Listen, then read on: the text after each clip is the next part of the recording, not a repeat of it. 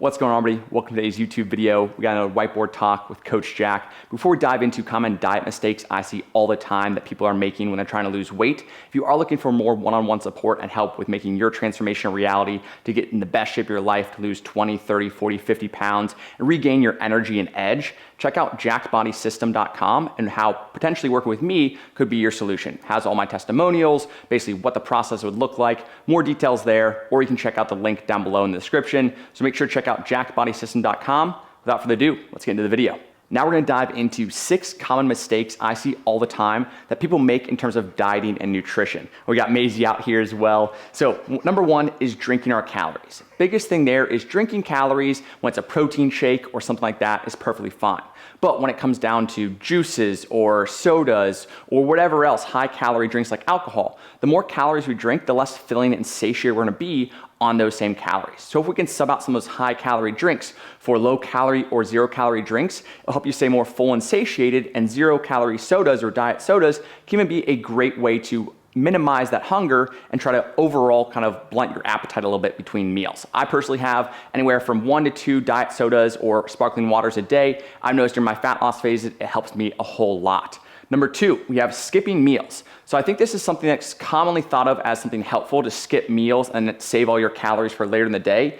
But if we do that consistently and we actually skip meals and overeat, it doesn't do us a service, right? So the biggest thing here is calories still matter. Just because we intermittent fast doesn't mean we can eat whatever we want that evening. Or just because we maybe fast every other day doesn't mean we can eat whatever we want on that second day. The biggest thing here is the calories, the weekly calories still matter the most. So if you do some intermittent fasting to use it as a tool to control your caloric intake, that's great. But if you're using it and you end up binging or over consuming calories at night, that's not doing any benefits. And I think a consistent meal pattern could help you, whether it's be having a smaller breakfast and still saving up some calories, but having a high protein breakfast in the morning, a high protein lunch, maybe a little more calories with dinner. It really depends on the person and what's best for their situation. But I think consistent meal timing or meal patterns can really help rather than trying to just push off that first meal for as long as possible and then binging and overeating.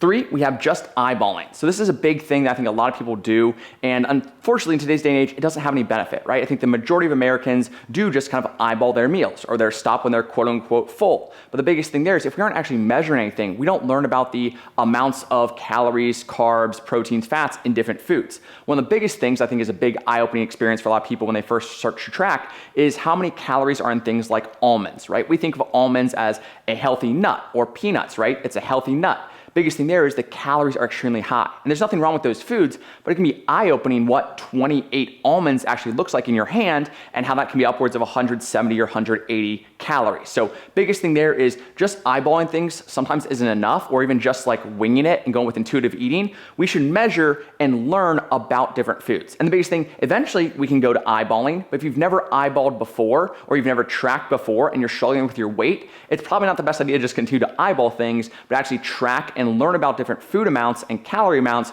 so then you can learn about your intake, lose the weight, and then slowly work your way back to eyeballing once you're in a better state. But I would say going from eyeballing and being overweight and continue to try to just eyeball things, probably not gonna be our best bet for success. Number 4, too much restriction. Big thing here is just like kids, when they're told no, they want it even more, right? So when we have restriction, whether it be you're doing a keto, carnivore, paleo, 0 sugar, whatever kind of diet you're doing, and you cut out either all carbs or all sugars or all fun foods, your body's gonna want that even more. Because the biggest thing there is when we can't have something, that's what we think about. Can I have that donut? Can I have that slice of pizza? Can I go out and have a beer with my friends? And if you do too much restriction, then you're gonna actually kind of typically fall victim to binging, where you actually overconsume those things because you feel like you can't have them in your diet.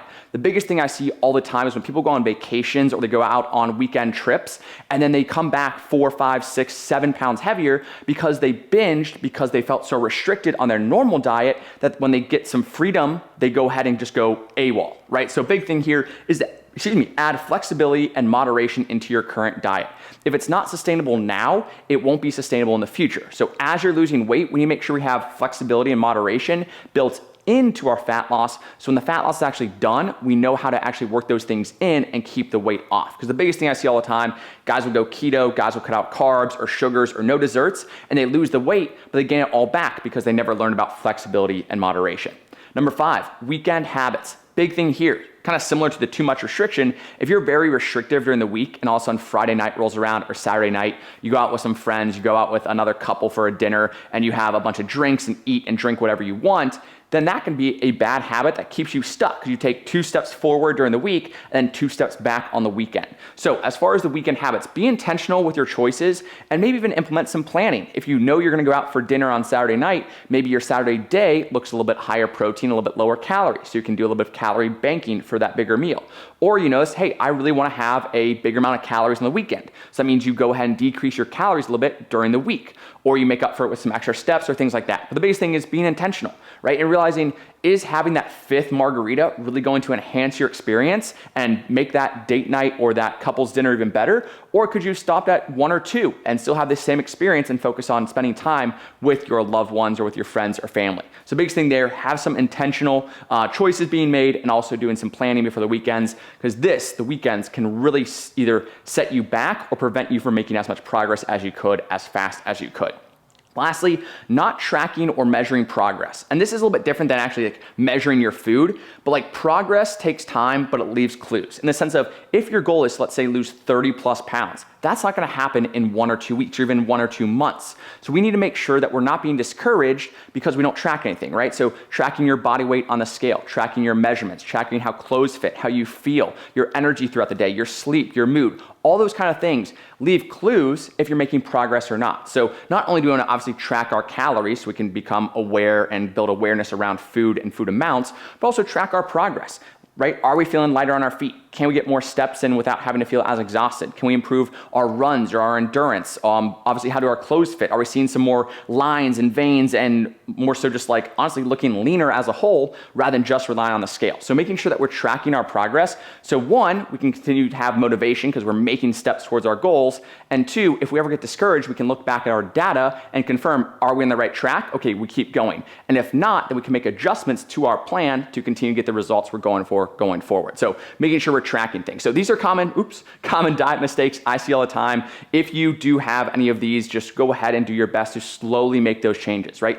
We don't want to talk about complete 180s. Typically that does not last a long time. That's like throwing a kid into the deep end, hoping he swims, right? We want to wade them out into the deep end, maybe give some floaties, some life rafts, things like that. As they get better at it, then we start to take those things away as they learn how to swim. So biggest thing here, if you are subjecting yourself to any of these mistakes, to see and go ahead and reflect and look, what could I do to improve my weekends? What could I do to improve my meal timing? What could I do to, rather than eyeballing things, break out the food scale now and again, or the measuring cup just to have a good idea of how much I'm actually consuming on a daily basis. But these are common diet mistakes I see all the time and some ways I recommend to fix those. If you guys do have any questions or anything else you're struggling with, leave them down in the comments below. But like I said, if you're looking more for a one-on-one support during your fat loss phase, check out jackbodysystem.com. I've been doing this for a long, long time, and I absolutely love helping people achieve their health and fitness goals while also still balancing a busy life and of course having sustainability at the end. Because we aren't just trying to lose weight, we're trying to lose weight and keep it off for the rest of our life. That's the key.